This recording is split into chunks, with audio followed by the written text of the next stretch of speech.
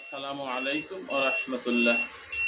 সম্মানিত ভিউয়ার্স, আমি ইনকিউবেটর মেশিনের কাছে বসা আছি। মেশিনের ভিতরে অসংখ্য টাইগার মুরগি বের হয়ে গেছে। অর্থাৎ আমি ভিডিওটা এজন্য করতেছি, আমি বারবার যেহেতু আমার জেনুইন কোয়েল খামার, নিজের কোয়েল খামার, পাশাপাশি এর আগে আমি ফার্মি মুরগি করেছি, কিন্তু কোয়েল পাখির পাশাপাশি ফার্মি মুরগিটা আমার কাছে একটু ঝামেলা মনে হয়, যার জন্য ফার্মি মুরগিটা আমি আরেকজনকে খামার করে দিয়েছিলাম।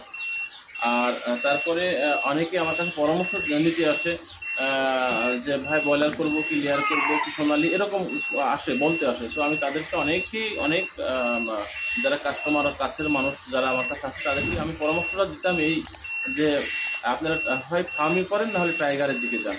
তো বেশিরভাগ পরামর্শ যাদের দিয়েছি সবাই বেশিরভাগ ফার্মি মুরগি করছে। বিশেষ করে ডিম নিয়ে এসে আমার মেশিনে দিয়ে ফুটায় নিয়ে গেছে এবং পাশাপাশি টাইগার মুরগিও করছে। অর্থাৎ যদি 10 জনকে আমি বলেছি, তাহলে 10 জনের মধ্যে 7 জনাই ফার্মিতে চলে গেছে আর টাইগার মুরগিতে চলে আসছে। কোয়েলের কথা ভিন্ন ব্যাপার, কোয়েলের পাশাপাশি অনেকে করতে চায়। তো সেক্ষেত্রে তাদেরকে আমি অনেক সময় বলি যে ভাই আমার পুঁজি কম, তো আমি অল্প স্বরে কিছু করতে চাই, আমাকে সঠিক পরামর্শ দেন। তাদেরকে আমি বিশেষ করে আমার ব্যক্তিগত দিক থেকে আমি একজন খামার, আমার কোয়েল পাখি আছে, পাশাপাশি আমি টাইগারও আপনার ফার্মি এগুলো আমি করেছি, আর এই ফলাফল আমি জানি নিজেই। সেক্ষেত্রে ফার্মি এবং টাইগার বলে দিতাম, কারণ তাদের ঝুঁকিটা থাকে মুরগির দিকে। অর্থাৎ আমি যদি কোয়েলের পাখি বলি তাহলে তার মাথার ভিতরে মনে করবে যে হয়তো তার কোয়েল খামার আছে যার জন্য বলতেছে।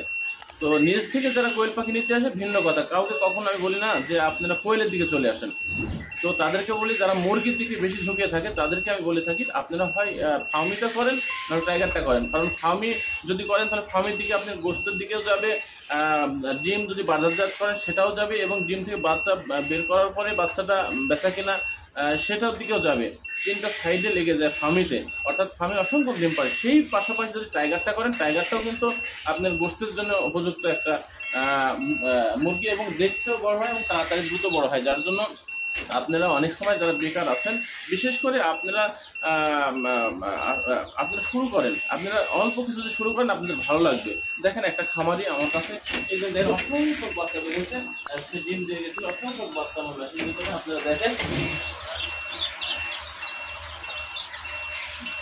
দেখতে পাচ্ছেন হয়তো, আমি দেখানোর চেষ্টা করছি। দেখেন অসংখ্য কিন্তু এগুলো টোটালটাই টাইগার মুরগি বাচ্চা। আর এই টাইগার মুরগি এবং বাচ্চাগুলো হয়েছে একেবারে স্বচ্ছ, একেবারে খুব সুন্দর, একই মাপের বাচ্চাগুলো।